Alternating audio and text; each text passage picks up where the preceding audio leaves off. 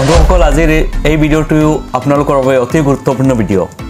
আপোনালোকে জানে যে প্ৰধানমন্ত্ৰী আৱাস যোজনা চমুকৈ PMAY হল ভাৰত চৰকাৰে আৰম্ভ কৰা এক ডাঙৰ পৰিকল্পনা PMAY বুলি ক'লে আজিকালি সকলোৱে বুজি পায় যিবোৰ চৰকাৰী আঁচনি গাঁৱৰ প্ৰায় সকলো মানুহকে চুই যায় তেনে এক আঁচনি হল PMAY আগতে এই আঁচনিৰ নাম আছিল ইন্দিৰা আৱাস যোজনা বা IAY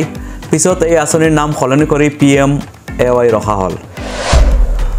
ভাৰত চৰকাৰে সকলো দুখীয়া মানুহক 2022 চনৰ ভিতৰত পকী ঘৰ দিয়াৰ সিদ্ধান্তৰে আৰম্ভ কৰা প্ৰধানমন্ত্ৰী আৱাস যোজনাৰ অন্তৰ্গত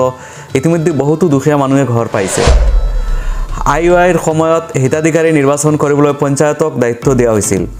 তেতিয়া দেখা গৈছিল যে যোগ্যজনে ঘৰ নেপায়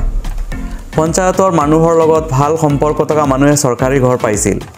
তেতিয়া এটা পঞ্চায়তত মাত্ৰ কেইখনমানহে ঘৰ দিয়া হৈছিল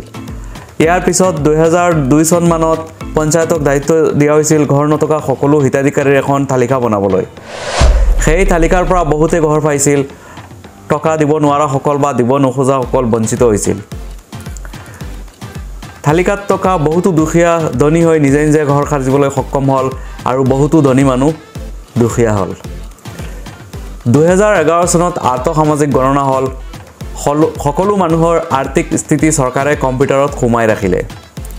সেইখন তালিকাত থকা সকলো মানুহে ঘৰ পোৱাৰ আগতে চৰকাৰ সলনি হল 2014 চনত কেন্দ্ৰত বিজেপি চৰকাৰ আহিল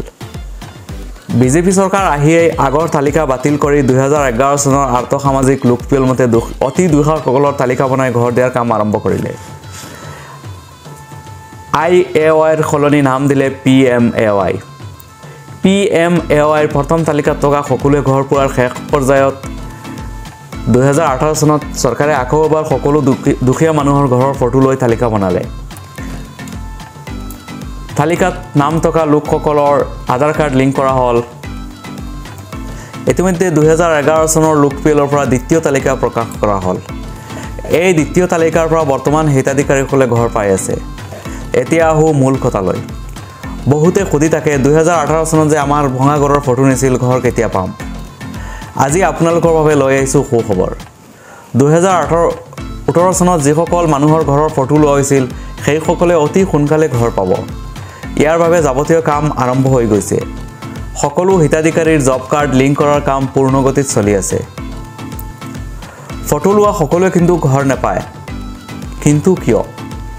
জানিবলৈ পৰৱৰ্তী ভিডিঅ'ৰ বাবে অপেক্ষা কৰক এটা গুহাৰি ভিডিঅ' লাইক কৰা সকলে অলপ কষ্ট কৰি পেজখন ফলো কৰি ৰাখিব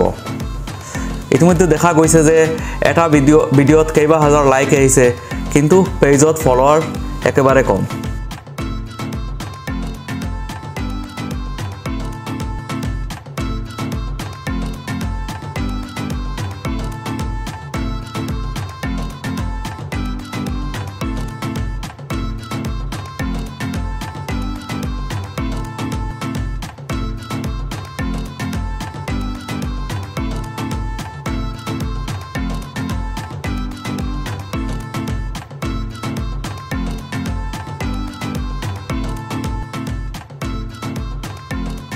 ভিডিঅ'ত কেইবা হাজাৰ লাইক আহিছে কিন্তু পেজত ফলোৱাৰ